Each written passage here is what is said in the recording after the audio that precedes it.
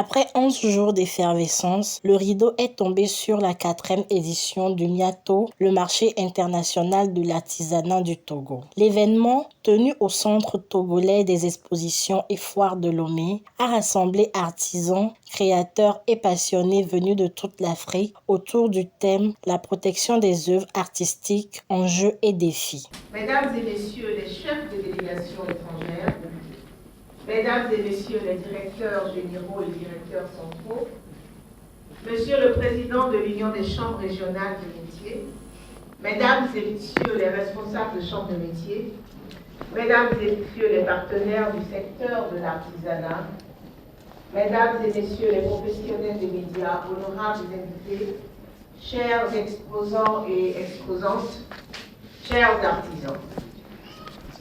Au terme des festivités marquant la 20e édition du marché international de l'artisanat au Togo, MIATO, c'est avec une profonde gratitude et un sentiment de résilience que je prends la parole pour vous féliciter d'avoir tenu dans la barque, malgré les difficultés qui se seraient glissées dans l'organisation, dues surtout au malheureux incendie qui s'est invité contre toute attente à la fête. Pour toute chose, il faut rendre grâce à Dieu. Une solidarité africaine saluée de part et d'autre dans un contexte marqué par la résilience et la coopération régionale. C'est avec une immense joie que je prends la parole à l'occasion de la cérémonie de clôture de la 4e édition du marché international de l'artisanat du Togo, MIATO. Je voudrais, à l'entame de mes propos, exprimer ma profonde gratitude aux plus hautes autorités togolaises, en particulier à son Excellence, M. Faure Essozimna Nyasumbe, président du Conseil des ministres, pour l'accueil chaleureux qui m'a été réservé, ainsi qu'à la délégation qui m'accompagne depuis notre arrivée en terre togolaise.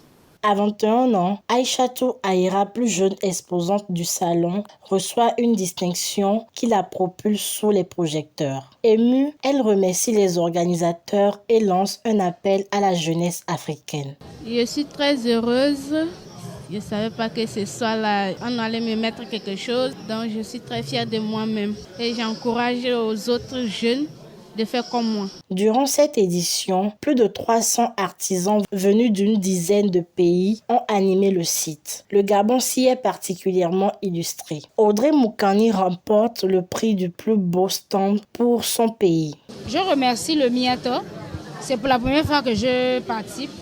Je suis parmi les lauréats.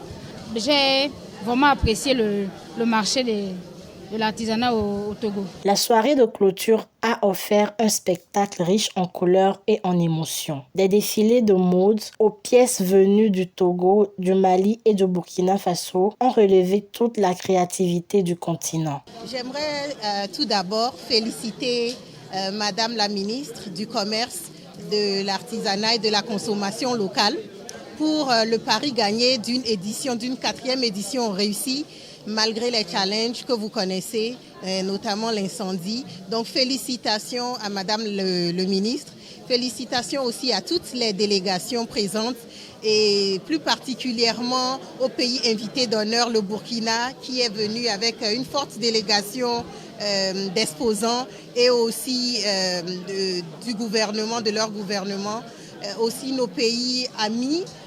Plus d'une dizaine de pays représentés. Et pour finir en beauté, un géant concert a embrassé l'esplanade du CETEF, selon cette édition sous le signe de l'art, de la jeunesse et de l'espoir pour l'artisanat africain.